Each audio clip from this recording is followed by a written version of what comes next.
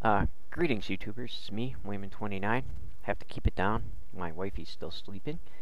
I just wanted to come on and respond to the GlennReb video on is the Comforter Muhammad or God the Holy Spirit? And this poses some pretty interesting questions where GlennReb tries to explain the Trinity and the word Elohim. However, there are verses in the Bible which support the heavenly council, and also in ancient Near Eastern texts it was thought that there was a heavenly council in other literature outside of the biblical text. One of three that I know of right off the bat that would somewhat put a hole in Mr. Reb's theory is the reference to the Council of Heaven in 1 Kings 22, where Yahweh, in the Hebrew, it's Yehovah. We see the council in action here. And the Lord said, "Who will entice Ahab, so that he may go up and fall at Ramoth Gilead?" Then one said one thing, and another said another, until a spirit came forward and stood before the Lord, saying, "I will entice him." "How?" the Lord asked him. He replied, "I will go out and be a lying spirit in the mouth of all of his prophets." Then the Lord said, "You are to entice him, and you shall succeed. Go out and do it." So, that ends up being a whole, apart from, that's my cat. Hi, Emerson. You're a good boy.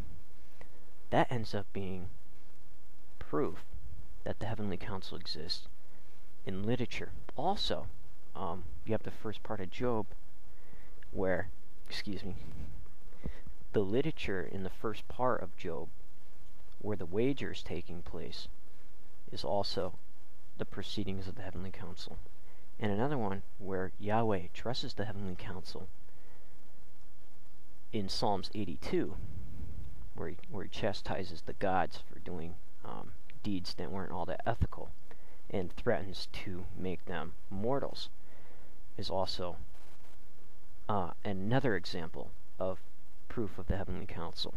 So, when Elohim, which is plural, it means that when Yahweh said, "Let us make man," he meant let us go down as the heavenly council. Yahweh may have made man in his own image personally. However, as a group, they decided what they should do.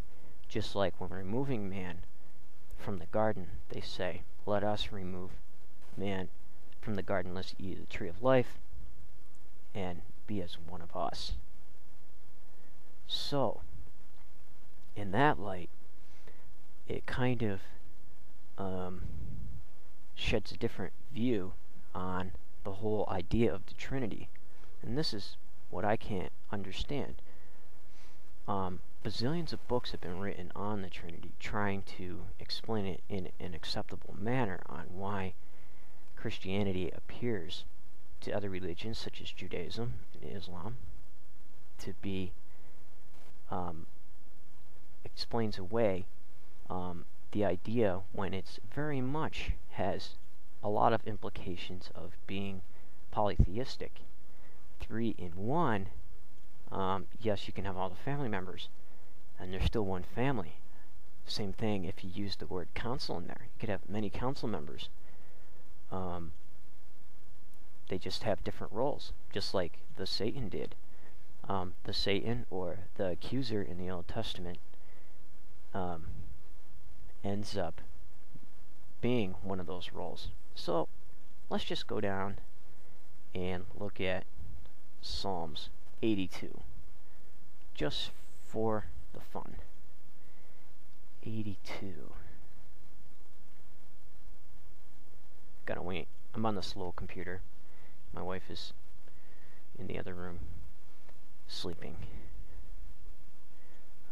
I'll get some coffee while this is loaded. I'm sure Mr. Reb won't mind.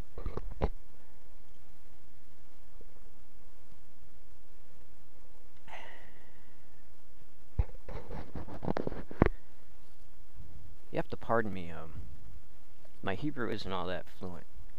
I ended up using a bunch of flashcards to learn some words, and I am really bad at reading it. However, I'm trying to get better at it, and this here program is taking forever to load. So, any rate, this video is probably skipping and all, so we're just gonna stop it here, unfortunately. But check out Psalms 82 and take care.